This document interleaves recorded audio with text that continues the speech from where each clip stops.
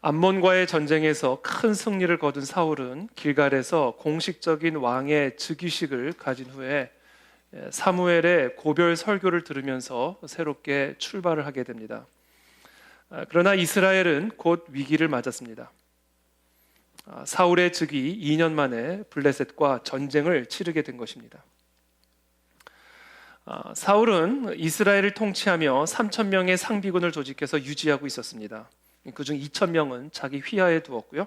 나머지 1,000명은 아들 요나단에게 맡겨서 베냐민 기브아에 주둔하게 했습니다. 그런데 기브아에 주둔하고 있던 요나단의 군대가 그곳에서 약 5km 떨어진 게바에 있던 블레셋 수비대를 공격했습니다. 이를 선전포고로 여긴 블레셋은 대규모의 군대를 이끌고 이스라엘로 향했습니다. 사울은 이 소식을 온 이스라엘에게 전하고 길갈로 군대를 소집했습니다. 5절 말씀 함께 읽겠습니다. 시작. 려고 모였는데 병거가 3만이요 마병이 6천 명이요 백성은 해변의 모래같이 많더라. 그들이 올라와 베다웬 동쪽 믹마스에 진침해. 자, 여기 해변의 모래같이라는 표현에서도 알 수 있듯이 블레셋 군대 수는 압도적으로 많았습니다. 병력의 숫자만이 아니라 이 군대 구성에서도 블레셋의 군대 그 군사력은 남유다를 압도하고 있었습니다. 이 병거는 이제 전차를 말하는데 당시 이스라엘에는 병거가 없었습니다. 또 보병뿐이었던 이스라엘의 군대와 달리 이 블레셋 군대에게는 마병 6천 명이나 있었습니다. 그렇기 때문에 이 군사력에 비해 이 블레셋의 군사력에 비해 이 남유다의 군사력은 정말 보잘것없는 그런 군사력이었죠. 한마디로 이스라엘은 블레셋의 적수가 되지 않았습니다. 그러니 그와 같은 블레셋 군대 앞에서 이스라엘 군대가 어떤 느낌이었겠습니까? 6절 7절에 이렇게 기록을 하고 있습니다. 이스라엘 사람들이 위급함을 보고 절박하여, 정말 너무나 위급하고 절박함을 느낀 거예요. 굴과 수풀과 바위 틈과 은밀한 곳과 웅덩이에 숨으며, 얼마나 이게 어리석은 일입니까? 우리가 이게 위급해지고 절박한 상황에 처하게 되면요, 사람이 진짜 너무 어리석어질 수가 있어요. 아니, 이 위급하고 이 절박한 상황에 수풀 가운데 숨으면 숨겨집니까? 이 병거와 수천 명의 병력을 가지고 지금 이스라엘을 쳐들어오고 있는 이 블레셋 앞에, 아니 그 웅덩이에 숨으면 숨어집니까? 그 사람이요, 갑자기 이렇게 위급해지고 갑자기 이렇게 절박한 상황이 되면요, 정말 말할 수 없이 어리석어져요. 어떤 히브리 사람들은 요단을 건너 갓과 길르앗 땅으로 가되 도망가 버린 거예요. 요단강까지 건너가 버린 거예요. 사울은 아직 길갈에 있고 그를 따른 모든 백성은 떨더라. 그러니까 지금 이스라엘 백성들이 얼마나 위급하고 절박한 상황이 있는지를 우리가 볼 수가 있고요. 그런 위급하고 절박한 상황 속에서 얼마나 이들이 어리석어졌는지를 보게 되는 거예요. 저는 위급하고 절박한 상황 속에서 어리석지 않게 되기를 축복합니다. 우리는 이 어리석음을 주의해야 돼요. 이 위급하고 절박한 상황 속에서 우리는 마치 웅덩이에 내 몸을 숨기는 것처럼 숲을 사이로 숨어 들어가는 것 같이 너무나 어리석어질 수 있는 위험성이 있습니다.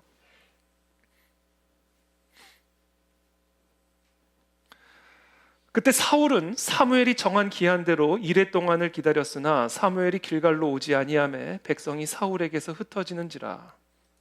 사울이 이르되 번제와 화목제물을 이리로 가져오라 하여 번제를 드렸더니 번제 드리기를 마치자 사무엘이 온지라. 사울이 나가 맞으며 문안하매. 자, 이렇게 절박하고 위급한 상황 속에서 사울은 이제 사무엘이 오기만을 기다리고 있었어요. 그 이유는 사무엘이 와서 제사를 주관해야, 그래야 비로소 전쟁을 시작할 수가 있기 때문에 그래요. 그것이 하나님의 명령이죠. 우리가 어떤 사업을 시작할 때 먼저 우리 그리스도인들은 목사님을 모셔서 개업 예배를 드리죠. 그런 거 같은 거예요. 어떤 일을 시작하기 전에 먼저 제사장을 초대해서 하나님께 온전한 제사를 드림으로 그 전쟁을 시작하는 겁니다. 이게 하나님의 명령이죠. 그래서 사울은 사무엘이 오기만을 기다렸어요. 7일 내로 오기로 해놓고서는 오지를 않는 거예요. 그러니까 사울에게서 백성들은 다 흩어지기 시작한 거예요. 빨리 이걸 전쟁을 해서 싸워야 되는데 사무엘이 오지를 않으니까 안 되겠다. 우리라도 살아야 되겠다. 그리고는 사울과 함께 했던 사람들이 다 도망가기 시작한 거예요. 그래서 사울이 마음이 얼마나 조급해졌겠습니까? 그러니까 사울이 명령합니다. 번제와 화목제물을 다 가져와라. 그리고는 자기가 직접 번제를 드립니다. 근데 그 번제를 드리자마자 사무엘이 딱 도착한 거예요. 이게 무슨 운명의 장난 같은 일입니까? 그렇죠? 우리는 여기서 하나님이 사울을 테스트하고 계셨다는 사실을 확인할 수가 있는 거죠. 사울은 백성들이 흩어지는 것을 보면서 마음이 조급해졌을 겁니다. 그래서 결국 사울은 사무엘을 끝까지 기다리지 못하고 하나님의 명령을 어기며 제사를 자신이 직접 드리게 됩니다. 그가 제사 규례를 몰라서가 아니었습니다. 어떻게 해서든 흩어진 백성들을 붙잡아야 되겠다라고 하는 인간적인 생각이 그 머릿속에 가득했기 때문에 그랬던 거예요. 그러자 사무엘이 사울에게 다음과 같이 말합니다. 우리 11절, 12절 말씀 함께 읽겠습니다. 시작. 사무엘이 이르되 왕이 행하신 것이 무엇이냐 하니 사울이 이르되 백성은 내게서 흩어지고 당신은 정한 날 안에 오지 아니하고 블레셋 사람은 믹마스에 모였음을 내가 보았으므로 이에 내가 이르기를 블레셋 사람들이 나를 치러 길갈로 내려오겠거늘 내가 여호와께 은혜를 간구하지 못하였다 하고 부득이하여 번제를 드렸나이다. 지금 사무엘의 이와 같은 말 앞에 사울이 다음과 같이 세 가지 이유, 자기가 하나님의 명령을 어기고 제사를 드릴 수밖에 없었던 세 가지 이유를 설명합니다. 첫째, 백성이 지금 내게서 흩어지기 시작했었고, 둘째, 당신은 정한 날에 오지 않았고, 셋째, 블레셋 사람은 지금 나를 치기 위해 믹마스에 모였고. 이 세 가지 상황 속에서 사울은 다음과 같이 생각했어요. 이제 곧 블레셋 사람들이 나를 치러 오겠구나. 그러나 사무엘이 올 때까지 마냥 기다릴 수만은 없다. 하나님의 명령을 어겨서라도 내가 사무엘 대신 제사를 드리고 전쟁을 준비해야 되겠다. 이게 지금 사울의 마음이고 생각이었던 거예요. 그래서 제사를 드린 겁니다. 그래서 그와 같은 사무엘에게 사울이 13절에서 이렇게 말합니다. 사무엘이 사울에게 이르되 왕이 망령되이 행하였도다. 왕이 왕의 하나님 여호와께서 왕에게 내리신 명령을 지키지 아니하였도다. 그리하였더라면 여호와께서 이스라엘 위에 왕의 나라를 영원히 세우셨을 것이거늘. 지금 사무엘은 사울이 행한 행동에 대해서 망령되이 행했다라고 책망했습니다. 여기서 말한 이 망령됨이라는 단어는 히브리어 원어로는 정말 바보 같은 짓을 의미하는 거예요. 정말 어리석고 미련한 행동을 말하는 겁니다. 마치 블레셋 군대 앞에서 수풀 안에 숨은 웅덩이 안에 숨은 이스라엘 백성들처럼 너무나 어리석고 미련하고 바보 같은 짓을 한 거예요. 그리고 그와 같은 망령된 행동은 반드시 매우 고통스러운 결과를 가져오게 됩니다. 14절 말씀 함께 읽겠습니다. 시작. 지금은 왕의 나라가 길지 못할 것이라 여호와께서 왕에게 명령하신 바를 왕이 지키지 아니하였으므로 여호와께서 그의 마음에 맞는 사람을 구하여 여호와께서 그를 그의 백성의 지도자로 삼으셨느니라 하고. 그래서 결국은 하나님께서 사울을 왕의 자리에서 내려오게 하시고 하나님의 마음에 맞는 자를 새롭게 삼으셨다, 지도자로 삼으셨다, 이렇게 말씀하고 계시는 거예요. 여러분, 정말 우리가 이 위급하고 절박한 상황 가운데 계신 분들이 있습니까? 그럴수록 우리는 여유를 가지셔야 돼요. 조급해지면 안 됩니다. 이 사울은요, 하나님의 명령을 어길 만큼 조급했어요. 우리가 위급하고 절박해지면요, 제일 먼저 하는 일이 뭐예요? 하나님 명령부터 갖다 버립니다. 일단 예배부터 빠지잖아요. 갑자기 위급하고 절박한 일이 일어나면요, 11조부터 중단하잖아요. 그러니까 교회 사역부터 중단하잖아요.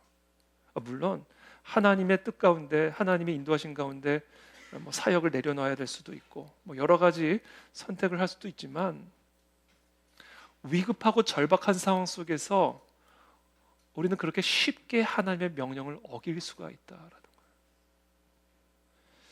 그러니까 우리가 정말 이런 위급하고 절박한 상황 속에서 우리는 반드시 기억해야 됩니다. 하나님이 명령하신 바를 쉽게 갖다 버리는 이 지독하게 어리석고 망령된 행동을 주의하셔야 돼요. 그렇지 않으면 지독하게 고통스러운 결과를 맛보게 됩니다. 이게 무서운 죄입니다, 여러분. 구약 성경에 보면 이스라엘 왕 가운데 하나님의 선지자로부터 이 사울에게 주어진 책망, 이 망령되게 행했다라는 이런 책망을 받았던 두 명의 왕이 등장합니다. 첫 번째가 바로 다윗이에요. 역대상 21장에 보면 다윗이 이스라엘 백성들의 인구 조사를 명령합니다. 고대 사회에서 왕이 인구 조사를 명령하는 목적은 크게 두 가지입니다. 전쟁 준비와 과세. 역대상 21장에서 다윗이 요압에게 인구 조사를 명령한 목적은 유다 백성들 가운데 칼을 뺄 만한 자가 있는지를 계수하기 위함이었어요. 즉 전쟁 준비를 위해서 인구 조사를 명령한 겁니다. 이와 같은 다윗의 인구 조사 명령에 대해서 역대기 기자는 이렇게 기록합니다. 하나님이 이 일을 악하게 여기사 이스라엘을 치심해. 하나님이 이 일을 악하게 여기셨다라는 사실을 우리는 다윗의 인구 조사 명령에 대한 요압의 반응을 통해서도 확인할 수 있습니다. 요압이 아뢰되 여호와께서 그 백성을 지금보다 100배나 더하시기를 원하나이다. 내 주 왕이여, 이 백성이 다 내 주의 종이 아니니까 내 주께서 어찌하여 이 일을 명령하시나이까? 어찌하여 이스라엘이 범죄하게 하시나이까? 아니, 하나님께서 당신의 백성을 지금보다 100배나 더 많이 하실 수 있는 그런 분이 아니십니까? 그런데 어찌하여 지금 이 상황에서 당신의 인구를 의지합니까? 어찌하여 당신의 군대를 의지합니까? 역대기 기자는 다윗이 이와 같은 인구 조사를 명령한 그 배후에 사탄이 있다라는 사실을 기록합니다. 역대상 21장 1절이죠. 사탄이 일어나 이스라엘을 대적하고 다윗을 충동하여 이스라엘을 계수하게 하니라. 이 모든 일의 배후에는요, 사단의 충동질이 있었어요. 위급하고 절박한 상황이 주어지자 사단 마귀가 그 위급하고 절박한 상황을 사용해서 다윗의 마음을 충동질한 거예요. 하나님을 의지하지 않고 자신의 군대를 의지하도록. 사탄 마귀가 충동질한 거예요. 세상적인 방법을 위해서 하나님의 명령과 규례는 그냥 갖다 버리도록. 여러분, 우리가 위급한 절박한 상황 속에서 이와 같은 사단의 충동질이 우리 안에서 일어난다는 사실을 기억하셔야 돼요. 하나님의 명령을 어기도록 충동질하고요. 하나님만을 의지하지 않고 나를 의지하고 내 주변을 의지하게 만드는 이 충동질이 있음을 여러분 기억하셔야 됩니다. 이게 무서운 죄예요. 왜냐하면 그것은 반드시 무서운 결과를 맞이하게 되기 때문에 그래요. 하나님이 이 일을 악하게 여기사 이스라엘을 치심해. 다윗이 하나님께 아뢰되 내가 이 일을 행함으로 큰 죄를 범하였나이다. 이게 큰 죄예요, 여러분. 위급하고 절박할 때 하나님의 명령을 어기는 거, 이건 무서운 죄예요.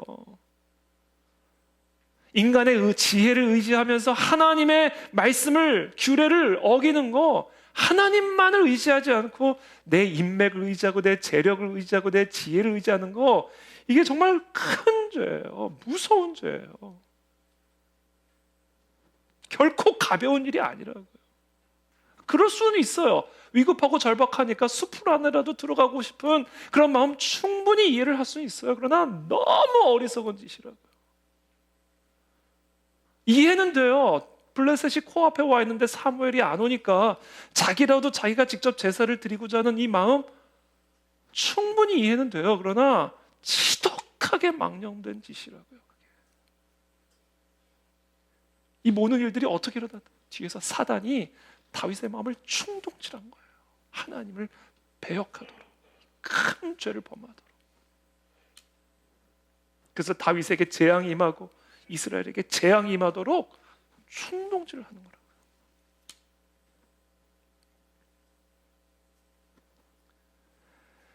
여호와께서 다윗의 선지자 갓을 보냅니다.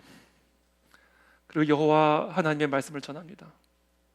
다윗 왕이여, 내가 당신에게 세 가지 재앙을 옵션을 줄 테니 이 세 가지 옵션 중에 하나를 선택하라는 거예요. 첫 번째, 3년 동안 기근을 받든지, 아니면 석 달 동안 적군에게 패하여 도망 다니든지, 아니면 세 번째, 사흘 동안 온 땅에 전염병이 돌아서 수많은 사람들이 목숨을 잃게 하든지, 이 세 가지 옵션 가운데 하나를 선택하라. 하나님이 말씀을 하시죠. 근데 다윗은 사람에게 너무 많이 시달렸던 사람이라 나는 사람에게 시달리는 거, 사람의 손에 빠지는 건 정말로 원치 않으니까 나는 사흘 동안 짧고 굵게 전염병을 선택하겠다고, 그걸 선택합니다. 하나님이 즉시로 이스라엘 전역에 전염병을 내리게 하시죠. 그리고는 7천 명이 죽어요. 죄송해요, 7만 명이 죽어요. 7만 명. 7만 명이 죽습니다, 전염병으로. 여러분, 우리는 여기서 아주 중요한 사실을 배우게 됩니다. 우리가 정말 위급하고 절박할 때, 하나님이 아닌 다른 그 무언가를 의지할 때요, 그것은 너무 어리석은 짓일 뿐 아니라 너무 무서운 죄이고요, 그래서 너무 지독한 고통이 반드시 뒤따라오게 될 텐데, 그 중에 하나님이 우리에게 그렇게 지극히 고통스러운 고통을 주는 방법 중에 하나가 내가 그렇게 의지했던 것을 죽여버려요. 이것이 하나님이 하나님의 영광을 보존하시고 우리의 믿음을 보존하게 하시기 위해서 취하시는 방식이에요. 하나님은 자신의 군사들을 그렇게 의지하고 있었던 다윗의 군사 7만 명을 죽여버려요. 여러분, 우리가 하나님을 의지해야 할 때, 이 위급하고 절박한 때 하나님을 의지하지 않고 돈을 의지하면요, 하나님은 반드시 돈을 죽여버리십니다. 이게 하나님이 하나님의 영광을 보존하는 방식이고 우리의 믿음을 보존하시는 방식이에요. 우리가 위급하고 절박할 때 하나님을 의지하지 않고 우리의 인맥을 의지하면 하나님은 반드시 그 인맥을 죽여버리십니다. 그것이 하나님의 영광을 보존하는 방식이시고 우리의 믿음을 보존하시는 방식이에요. 그것이 무엇이든 저와 여러분들이 하나님만을 전심으로 의지하지 않고 그 위급하고 절박한 때 수풀을 의지하고 웅덩이를 의지하는 이런 지독하게 어리석은 선택을 할 때, 하나님은 우리에게 지독하게 고통스러운 결과를 통하여 하나님의 영광을 보존하시고 우리의 믿음을 보존하십니다. 그래서 우리는 이 두려움이 있어야 돼요, 여러분. 이 사단이 이렇게 우리 안에 충동질을 할 때 이 두려움이 우리를 그 사단의 충동질로부터 지켜주는 거예요. 하나님의 명령과 규례를 어기고 내 방법, 내 생각, 내 지혜로 이 위기를, 절박한 상황을 돌파하려고 하는 충동질을 계속해서 할 때, 그때 지금 이 두려움이 내 안에 있을 때, 그것이 사단의 이 충동질로부터 우리의 믿음을 지켜주고 우리의 삶을 지켜준다. 두 번째, 또 다른 왕이 있었는데 그 왕은 바로 남유다의 세 번째 왕이었던 아사 왕입니다. 기원전 916년부터 869년까지 남유다를 통치했던 이 아사 왕의 통치 기간은 주요 사건들을 중심으로 해서 초기, 중기, 말기로 나뉘어집니다.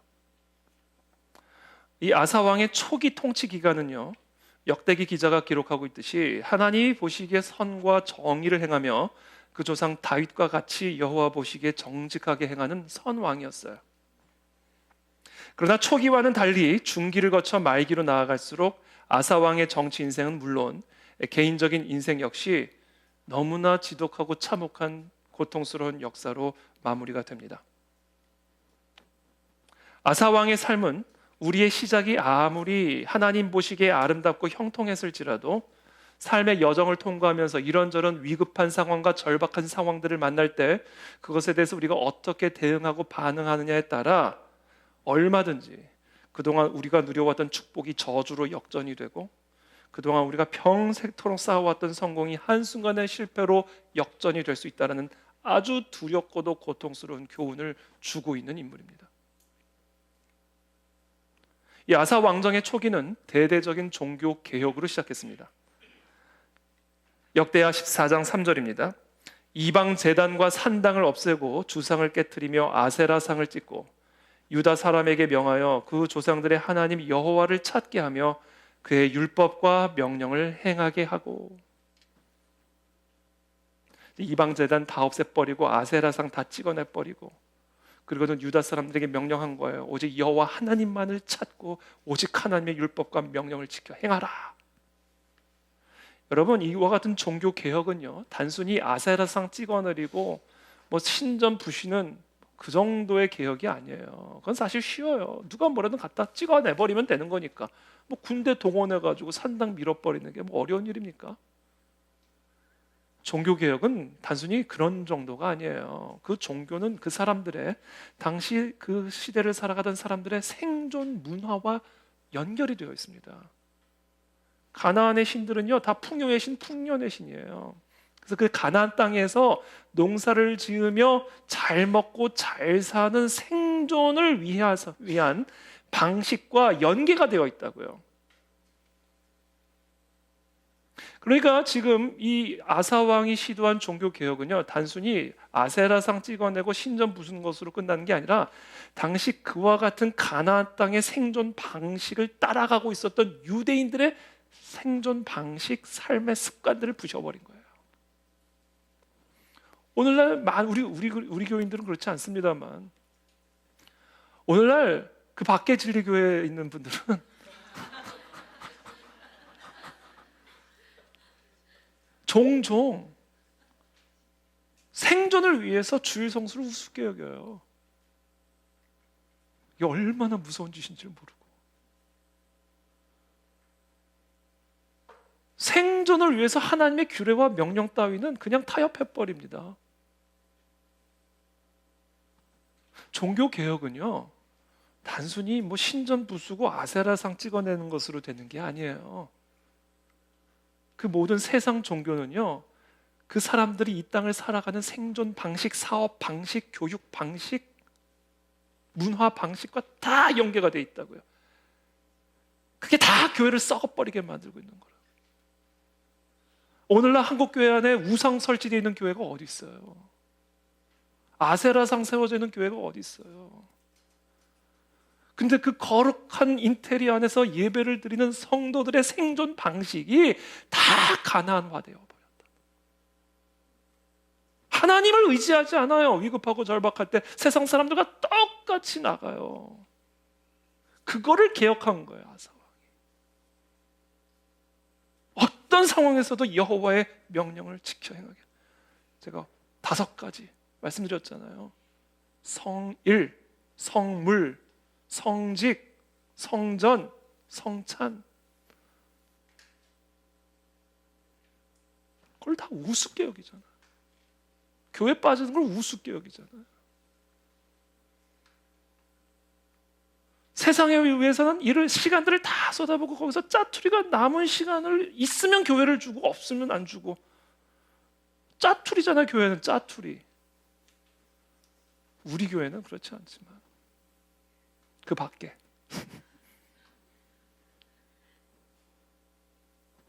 그러니까 제사의 껍데기는 있는데 망령된 제사예요. 사울이 제사 드렸잖아요.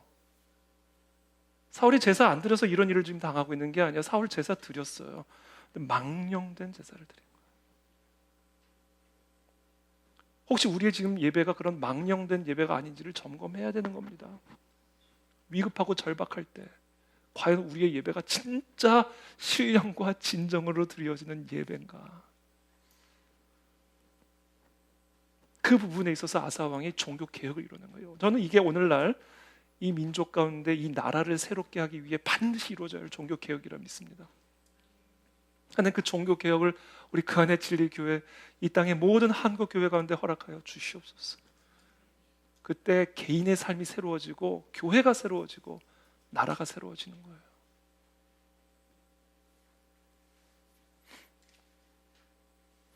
물론 그 기간에도 북이스라엘의 바사왕 침략이 있었고요. 구수 군대 침략이 있었고, 구수는 이제 이디오피아 군대입니다. 당시 이디오피아 군대는 엄청난 강대국의 군사였어요. 남유다하고는 비교가 안 되는 정말 대단한 군사였습니다. 특별히 구수 군대는요. 군사학적으로 보면 이 전쟁에서 누가 승리할 건지는 너무나 자명한 일이에요. 그런데 하나님께서 남유다에게 태평성대 모든 전쟁에서의 승리를 주시잖아요. 그러니까 우리가 위급하고 절박할수록 제사가 회복이 돼야 되고요. 혹시라도 우리의 제사 가운데 망령됨이 있지 않은지는 점검하셔야 돼요. 이거는 무서운 죄예요. 이와 같은 기적 같은 승리의 배후에 여호와 하나님을 향한 아사 왕의 분명한 신앙 고백이 있었습니다. 역대하 14장 11절 함께 읽겠습니다. 시작. 그의 하나님 여호와께 부르짖어 이르되 여호와여, 힘이 강한 자와 약한 자 사이에는 주밖에 도와줄 리가 없사오니 우리 하나님 여호와여, 우리를 도우소서. 우리가 주를 의지하오며 주의 이름을 의탁하옵고 이 많은 무리를 치러 왔나이다. 여호와여, 주는 우리 하나님이시오니 원하건대 사람이 주를 이기지 못하게 하옵소서. 하였더니 주밖에는 도와줄 리가 없다는 거예요. 이 위급하고 절박한 상황 속에서 하나님 우리를 도우소서. 하나님 외에는 아무 도움도 없습니다. 이게 아사 왕의 신앙 고백이에요. 이게 바로 종교 개혁의 정신입니다. 그러니 어떤 일이 일어나요? 여호와께서 구스 사람들을 아사와 유다 사람들 앞에서 치시니, 하나님이 치시잖아요. 치니 구스 사람들이 다 도망하는지라.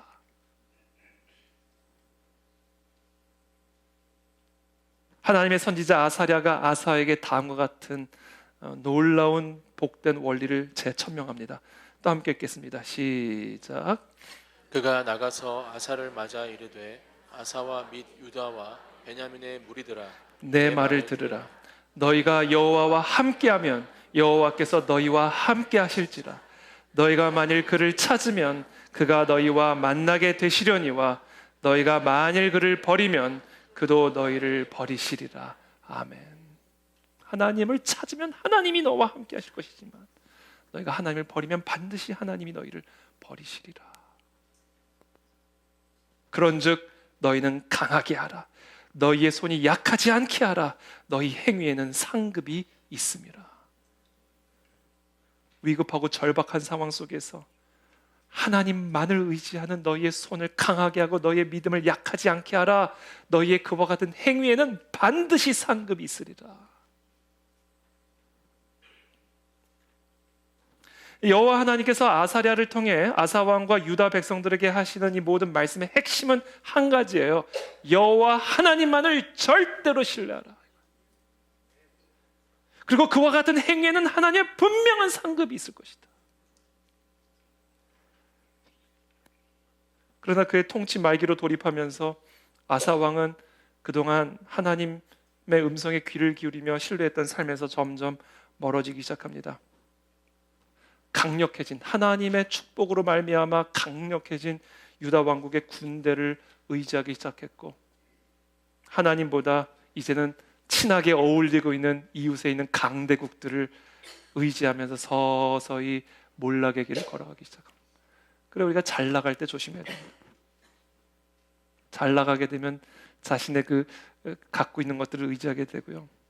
예전에는 멀리서만 우러러봤던 사람들이 이제 내 친구가 되고 내 동역자가 되니까 이제는 쉽게 그 사람들을 의지하고 그 사람들만을 바라보는 지독하게 어리석음에 빠질 수 있는 위험에 노출이 되죠. 역대하 16장은 이 아사 왕의 이런 화려했던 종교개혁의 통치가 순식간에 무너지는 반전을 기록합니다. 당시 북이스라엘의 왕이었던 바사 왕이 남유다를 또다시 침략해 들어옵니다. 이때 아사는 이전과 달리 하나님만을 의지하는 이런 신앙적인 접근을 버리고 사람을 의지하고 자기의 군대를 의지하는 세속적인 방법들을 택하기 시작합니다. 하나님의 규례와 명령을 버리고 자신의 지혜와 자신의 판단을 의지하며 나아가는 이 지독하게 어리석은 덫에 빠지고 맙니다. 아사 왕 제36년에 이스라엘 왕 바하사가 유다를 치러 올라와서 라마를 건축하여 사람을 유다 왕 아사에게 왕래하지 못하게 하려 한지라. 아사가 여호와의 전 곳간과 왕궁 곳간에 은금을 내어다가 다메섹에 있는 아람 왕 베나닷에게 보내매. 이스라엘 바하사가 쳐들어오니까요, 지금 아사가 뭘 하고 있냐면요, 여호와의 전 곳간으로 들어가 가지고 그 왕궁 곳간의 은금을 다 가져다가 아람 왕 베나닷에게 갖다 준 거예요. 여러분, 물질이 있는 곳에 마음이 있다고 그랬잖아요. 여호와 하나님에게 드렸던 그 물질을 다 가져다가 아람 왕 베나닷에게 갖다 바쳤다는 얘기는 이제는 그 아람 왕을 의지한다는 얘기예요. 물질이 있는 곳에 마음이 있는 거니까 이걸 누가 속입니까? 그러면서 이렇게 말합니다. 내 아버지와 당신의 아버지 사이와 같이 나와 당신 사이에 약조하자. 내가 당신에게 은금을 보내노니 와서 이스라엘 왕 바하사와 세운 약조를 깨뜨려 그가 나를 떠나게 하라. 지금 아사가 하고 있는 일이 뭐예요? 여호와 하나님께 드린 여호와의 전에 있는 은금을 가져다가 아람 왕 베나닷에게 주면서 이제 나와 약조를 맺자. 당신이 지금까지는 저 북이스라엘 바하사와 약조를 맺어왔지만 이제 그와 약조를 깨고 나와 약조를 맺자. 그리고 이제 나를 도와서 저 바하사를 물리쳐다오. 그러면서 지금 은금을 갖다 바치고 있는 거예요. 그러니까 지금 이 아사가 누구를 의지하고 있는 거예요? 무서운 지독하게 어리석은 짓을 한 거예요. 위급하고 절박하게 되면요, 우리가 이렇게 무서운 지독한 어리석은 망령된 짓을 한다고요. 이게 얼마나 망령된 짓인지도 모르고. 그러면서 말하는, 어쩔 수 없다는 거예요. 이해는 한다니까요. 위급하고 절박하니까 어쩔 수 없는 거 이해는 한다니까요. 근데 그 어쩔 수 없는 행위가 지독하게 어리석은 짓이라는 거예요. 그래서 지독하게 고통스러운 결과를 맞이하게 될 거라는 거예요. 그때 선견자 하나니가 유다 왕 아사에게 나와서 그에게 이르되, 왕이 아람 왕을 의지하고 왕의 하나님 여호와를 의지하지 아니하였으므로 아람 왕의 군대가 왕의 손에서 벗어났나이다. 행위대로 하나님이 행하시는 겁니다. 당신이 하나님을 더 이상 의지하지 않고 아람을 의지하니까 이제 아람 군대가 당신의 손에서 벗어나 이제 당신을 칠 거다라는 거예요. 구스 사람과 룹 사람의 군대가 크지 아니하며 말과 병거가 힘이 많지 아니하더이까? 그래요. 과거에 그 강력한 구스 군대가 당신을 쳐들어왔을 때 그들의 군대가 얼마나 많았습니까? 근데 그때 당신이 그렇게 의지했던 여호와께서 그 구스 군대에게 어떻게 행하셨나이까? 그것을 기억하지 못하십니까? 그러나 왕이 여호와를 의지하였으므로 여호와께서 왕의 손에 넘기셨나이다. 그러면서 이렇게 말합니다. 여호와의 눈은 온 땅을 두루 감찰하사. 지금 하나님께서요, 온 땅을 두루 감찰하신대요. 지금 하나님께서 여기 앉아 계신 우리 그 안에 진리의 성도들을 다 감찰하고 계신대요. 무엇을요? 전심으로 자기에게 향하는 자들을 찾고 계신다는 거예요. 전심으로 자기에게 향하는 자들을 위하여 능력을 베푸시나니. 자, 이 일은 왕이 망령되이 행하였은즉 이후부터는 왕에게 전쟁이 있으리다. 여러분, 이게 지금 하나님의 우리에게 주시는 말씀이에요. 지금 우리 가운데 위급하고 절박한 분들이 계십니까? 어떤 이유로든 위급하고 절박한 상황 속에서 우리는 절대로 사단의 충동질에 놀아나면 안 됩니다. 하나님만을 의지하고 전심으로 하나님을 향해야 돼요. 그러면 하나님이 반드시 능력을 베풀어 주십니다. 근데 이 아사가 이 말을 듣고요, 그 자리에서 자기가 무릎을 꿇고 회개를 했다면 하나님이 아사를 축복하셨을 거예요. 이 아사의 반응을 보십시오. 아사가 노하여, 노한 거예요. 분노한 거예요. 노하여 선견자를 옥에 가두었으니 이는 그의 말에 크게 노하였음이며. 분노했대요. 지금 하나님께서 지금 이렇게 말씀하고 계시잖아요. 이 위급하고 절박한 상황 속에서 아람왕 의지하지 말고 세상 의지하지 말고 하나님만을 전심으로 의지하여 하나님의 명령과 규례를 지켜 행해야 된다 말하잖아요. 근데 이게 짜증이 나는 거예요, 그 말이. 세상을 의지하는 게 훨씬 더 편하고 합리적이고, 그러니까 지금 이 선견자의 말이요, 짜증이 나는 거예요. 그래서 망한 거예요. 반드시 망합니다. 아무리 발버둥 쳐도 망합니다.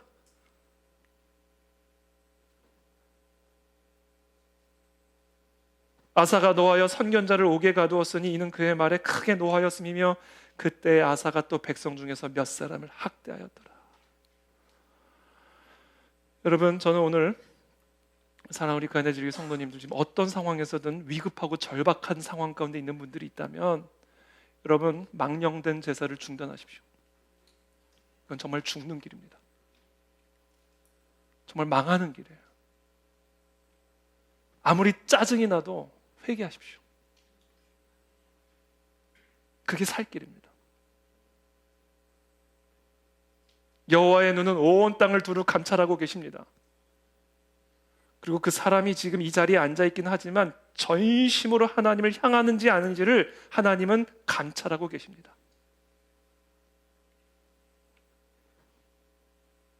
저는 우리 그 안에 진리교회 가운데 이 모든 망령된 제사가 떠나가게 되기를 축복합니다. 그때 우리의 삶의 교회 가운데, 이 나라 민족 가운데 하나님의 놀라운 반전의 기적이 일어나게 될 줄을 믿습니다. 많은 그리스도인들에게 있어서 하나님은 그저 관념 속에만 존재하시는 경우들이 많아요. 그리스도인인데 그리스도를 관념으로 알아요. 이런 일을 했고 이런 분이고, 그래서 맨날 관념 가지고 논쟁합니다. 이게 예수님을 인격으로 아는 게 아니라 관념으로 하니까 관념 가지고 계속 이렇고 저렇고.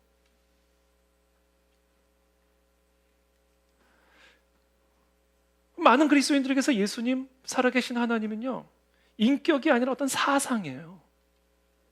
어떤 철학이고요. 어떤 세계관이에요. 그러나 하나님은 관념이 아닙니다. 하나님은 우리의 삶에 함께 하시는 살아계신 인격이에요. 길이 보이지 않을 때 우리를 진짜 인도하시는 인격이십니다. 환난이 찾아오면 진짜 우리를 지켜주시는 인격이에요. 우리에게 부족함이 있을 때 우리의 필요를 공급해 주시고, 우리의 원수가 우리를 공격할 때 우리를 위해 싸우시는 살아계신 인격이십니다. 여러분.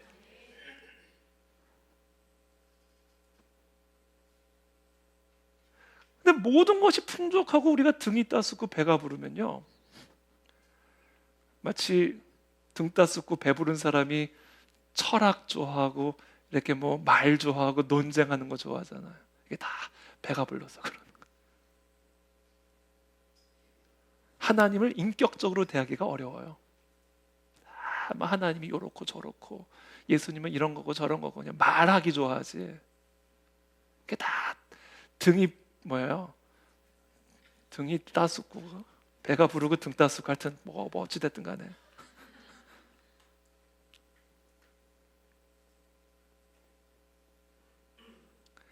그래서 아무리 성경을 읽고요, 아무리 설교를 들어도요, 좋은 가르침이고 좋은 사상이고 좋은 분이에요. 하나님이 인격체가 아니라 활자체예요. 살아계신 하나님이 그냥 개념과 관념으로는 존재하는 분이란 말이에요. 그런데 우리가 광야에 들어가는 순간 이야기가 달라집니다. 위급하고 절박한 상황에 들어가는 순간 관념에서 살아계신 인격체가 튀어나와 버리는 거예요. 관념으로만 알고 있었던 그 하나님에게 내가 부르짖기 시작하는 거예요. 개념으로만 이해하고 있었던 그 하나님에게 내가 간절하게 호소하고 울고 탄식하기 시작하는 거예요. 인격이 되는 거예요. 그 관념을 인격으로 만나는 장소가 광야입니다. 애석하게도 그래서 우리 모두는 다 광야를 들어가야 돼요. 광야가 우리 모두에겐 다 있는 거예요.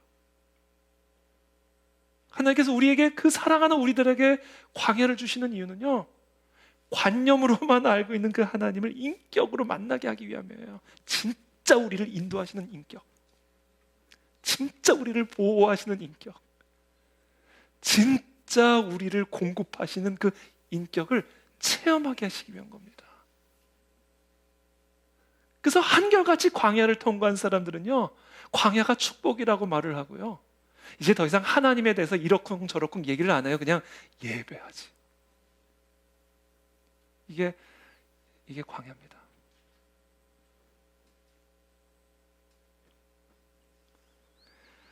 지난주에 제가 우리 교회에도 방문해 주셨던 우리 한동대학교 우리 최도성 총장님, 그리고 최근에 한동대학교 교목실장으로 부임하신 박은조 목사님 우리 교회 오셨던 적이 있죠. 그리고 현재 한동대학교 이사장이신 온누리교회 이재훈 목사님, 그리고 몇 분의 목사님들과 함께 조찬 모임을 가졌었습니다. 그때 그 자리에서 이재훈 목사님께서 이 한동대학교 개교 당시 온누리교회 하용준 목사님께서 나누셨던 그 간증을 그 자리에서 함께 나눠주셨는데, 얼마나 큰 은혜가 되고 도전이 되고 위로가 되는지 몰라요.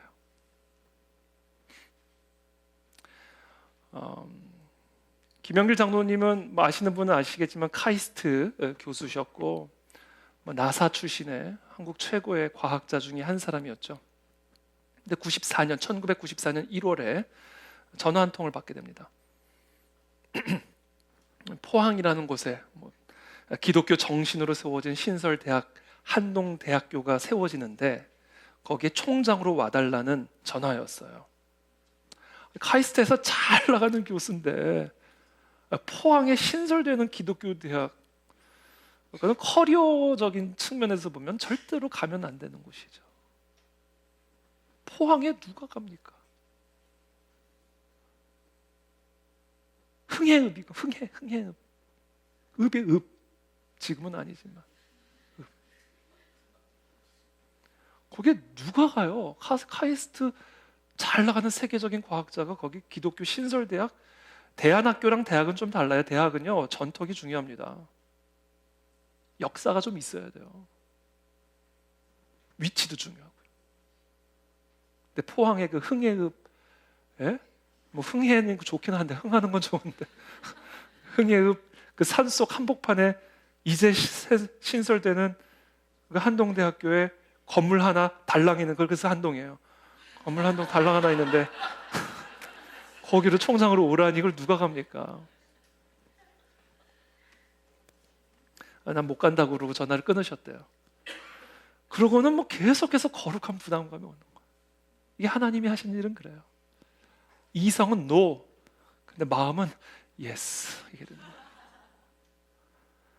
이게 계속 부딪히니까 이제 기도를 하시고는 하나님에게 전화를 해서 수락을 결국은 했어요.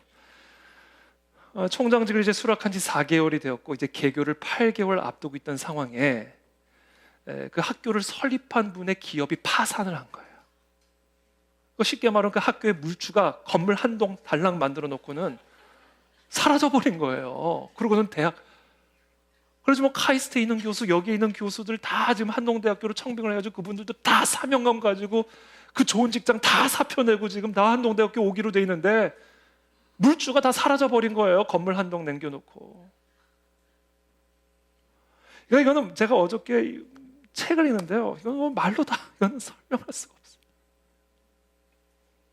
하여튼 뭐 긴 이야기를 줄여서 결국 1995년에 기적같이 학교를 개교합니다. 여기도 지금 한동대학교 출신들이 계실 텐데, 그리고는 하루도 바람 잘 날이 없었대요. 시간이 갈수록 나아지는 게 아니라 더 깊은 수렁으로 빠져들어가게 되고요. 물주가 없는데. 개교 이후에 2년 사이에 이사장이 4번이나 바뀌었고요. 학교 관계자들은 이사장과 총장, 학교 교수들, 민형사 고발 고소를 끊임없이 진행을 했습니다. 지역 신문들은 계속해서 이 기독 사학을 공격하고 정말 모함하고 뭐 말도 못하는 그런 상황에 국가적으로는 IMF까지 터지면서 이거는 뭐 학교를 세울 수가 없는 상황. 이건 불가능한 상황. 블레셋 군대 우겨쌈에 구수 군대까지 들어온 거예요. 그러니까 교직원 월급도 주지를 못하는 거예요. 월급을 못 주는 학교예요. 학생이 있습니까? 후원을 하는 사람들이 있습니까? 그런 상황 속에서 김명길 총장 김영애 사모님이 이제 그 당시 샌디에고에서 폐암 수술, 간암 수술을 받고 지금 요양하고 있는 한 목사님에게 전화를 한 거예요. 오죽 위급하고 절박했으면, 예? 간암 수술 받고 요양하고 있는 미국에 계신 목사님에게 전화를 걸었겠어. 목사님, 우리 살려달라고. 당시 김영길 장로님, 김영애 권사님이 온누리교회 장로 권사였습니다. 지금도 마찬가지고. 우리 좀 살려달라고. 그래서 목사님이 걱정하지 말라고, 기도하자고. 그러고는 온누리교회 내가 전화를 해보겠다고. 이제 온누리교회에서 이제 한 목사님이 연락을 받고 김영애 권사님한테 전화를 한 거예요. 근데 지금 온누리교회 3억밖에 없대. 3억. 온누리교회 전 재산이 3억. 그 뭐 도와줄 수도 없는 거예요. 그런 와중에 한 목사님이 100억 원을 후원하기로 결정을 합니다. 한동대학교를.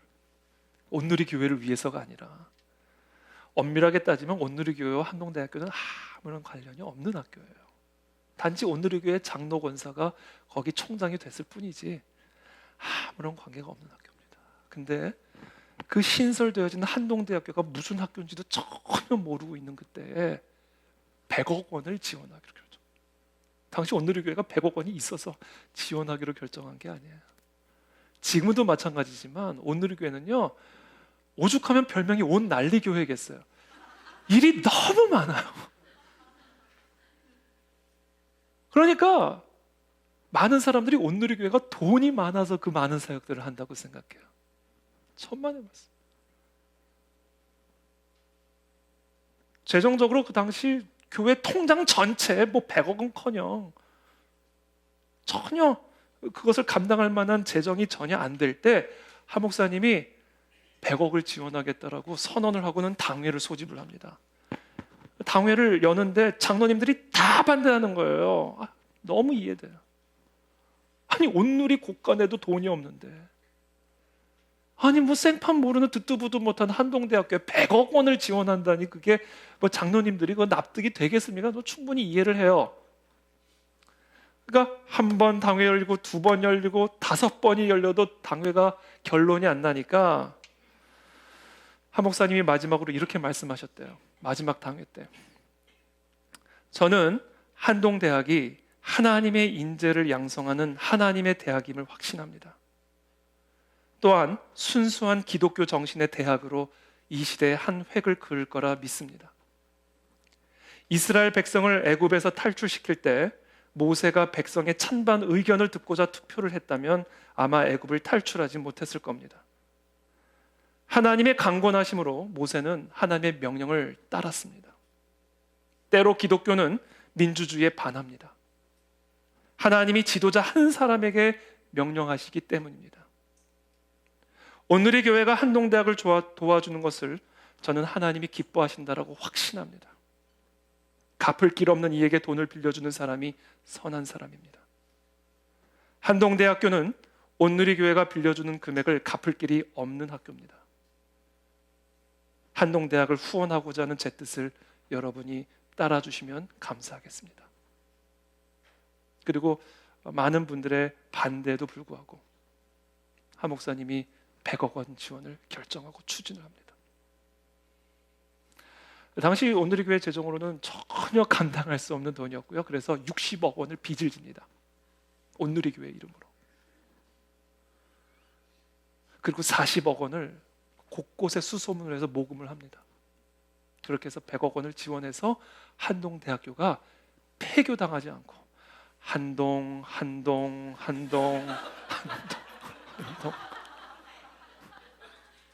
세워져 가기 시작한 거예요. 그래서 한동대학교예요.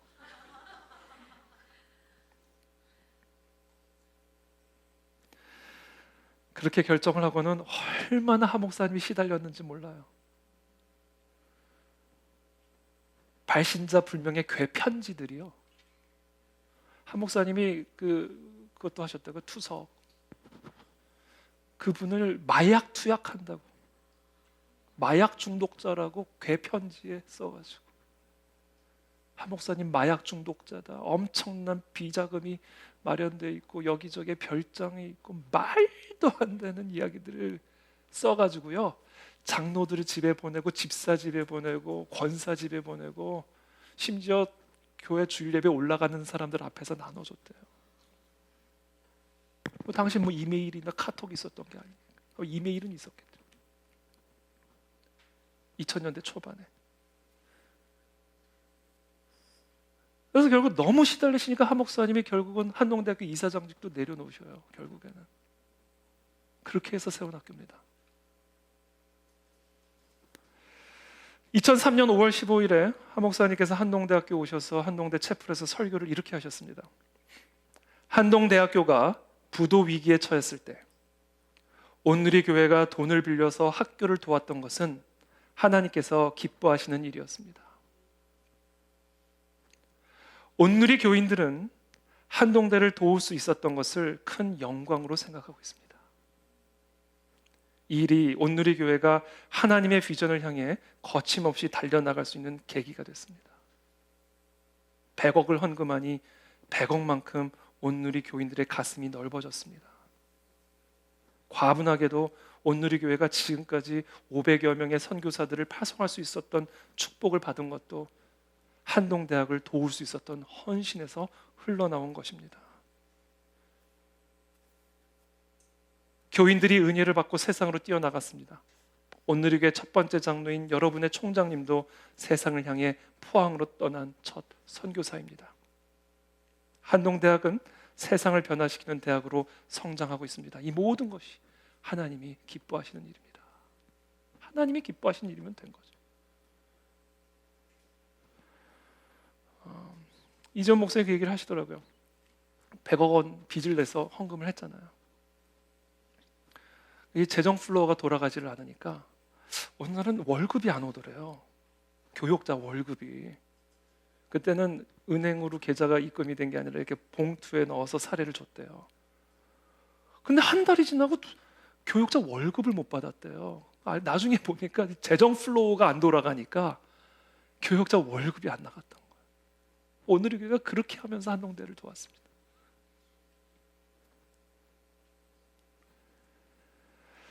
그래서 제가 어저께 김영애 권사님이 쓰신 구름기둥이라는 책을 제가 쭉 읽었어요. 그 책을 읽는데 이게 다 하나님의 사명을 향해 걸어가는 사람들이 통과해야 되는 길이구나. 그럴 수밖에 없어요. 하나님의 비전을 받는 사람은 소수거든요. 그리고 그 비전은 언제나 우리가 할 수 있는 일들이 아니거든요.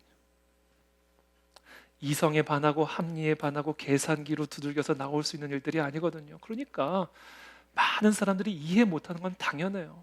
그러니까 물고 뜯고 오해하고 모함하고 쓰러뜨리려고 하고, 다 나름대로는 충심을 갖고 하는 일일 거예요. 이해가 안 되니까. 근데 지도자는 그냥 그거 맞아가면서 통과하는 거. 한 목사님이 김영길 장로님 손 꽉 붙잡고 통과한 거예요, 이거. 그러니까 한동대학교가 세워진 겁니다. 이 땅에 이와 같은 하나님의 나라를 이루어가는 일들이라는 게 정말로 하나님의 군대와 같은 교회를 세우고 학교를 세워서 다음 세대를 하나님의 군대로 일으키는 이 일이 그냥 편안한 안락한 모든 걸 다 갖춘 그런 초원에서 이루어지는 일이 절대 아니구나. 김영애 권사님이 이렇게 이야기합니다. 하나님은 편하고 빠른 지름길을 두고 광야를 돌아가도록 이끄셨습니다. 하나님이 40년 동안 우회하게 하신 이유는 깨어지지 않은 채 불평하고 불순종하는 우리의 죄성 때문이었습니다.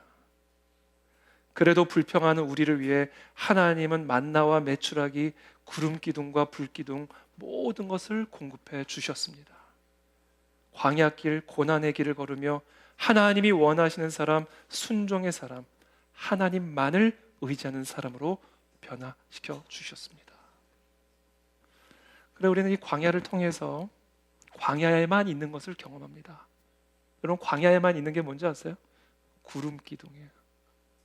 불 기둥입니다. 우리는 광야에서만 하늘에서 내려오는 만나를 경험하게 되고요. 광야에서만 반석에서 터져 나오는 생수를 경험하게 됩니다. 우리는 광야를 통해서 관념 속에만 존재했던 하나님, 글자로만 존재했던 그 하나님이 나를 진짜로 인도해 주고 계시고 진짜로 나를 지켜주고 계시고 진짜로 나를 보호해 주시고 공급해 주시는 살아계신 하나님이라는 사실을 체험하게 되는 거예요. 그곳이 바로 광야입니다. 혹시 우리 가운데 이와 같은 위급하고 절박한 광야의 길을 통과하고 있는 분들이 있다면 그 하나님만을 전심으로 의지하는 법을 배우시기를 축복합니다. 어저께 우리 김영애 권사님 책을 읽으면서 이분이 메리 스크랜턴이네. 메리 스크랜턴이 진짜 이화인을 만드셨네.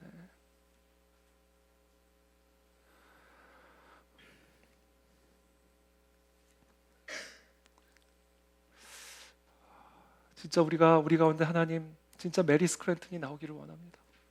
언더우드가 나오기를 원하고 아펜젤러가 나오기를 원합니다. 정말 하나님만을 의지하는 하나님의 일꾼들이 일어나게 도와주십시오. 여러분 이 시대에 여전히 스크랜턴이 있어요. 언더우드가 있고 아펜젤러가 있습니다. 그리고 그런 인물들이 지금 한동대학을 통해서 나오고 있습니다. 저는 한국 교회에서 그런 하나님의 인물들이 나오게 될 줄을 믿습니다. 그것을 위해서 우리가 하나님의 사명의 길을 걸어가야 할 줄로 믿습니다. 그래서 제가 우리 11월에 우리 이제 에스더 금식기도회 올해 마지막 에스더 금식기도회가 있잖아요. 그때 저희가 김영애 권사님을 초대했어요. 오셔서 다시 한번 정말 한국 교회와 특별히 우리 가인의 진리교 성도들에게 스크랜턴의 비전을 불어넣어 주십시오. 아펜젤러의 비전을 불어넣어 주십시오. 하나님의 사명을 위해서 하나님만을 의지하며 걸어갔던 그 길이 얼마나 영광스러운 길이고 얼마나 축복된 길인지 사랑하는 우리 모든 후배 성도들에게 가르쳐 주십시오. 오셔서 말씀을 전해 주실 것이고 그리고 이어서 그 한동대학교 출신의 언더우드들이 있어요. 지금 한동대학교 출신들의 아펜젤러들이 있습니다. 지금 그 사람들을 초대해서 정말 우리 다음 세대들과 우리 모든 부모 세대들이 정말 이 시대에 새로운 스크랜턴과 아펜젤러로 일어설 수 있도록 은혜를 베풀어 주십시오. 우리 그안의 진리교회와 우리 윌버포스 크리스천 스쿨이 정말 하나님만을 의지함으로 하나님의 위대한 역사를 체험하고 길이 없는 곳에 길을 만들어내는 그런 하나님의 대로를 수축하는 교회와 학교가 되게 도와 주시옵소서. 함께 기도하며 나가겠습니다.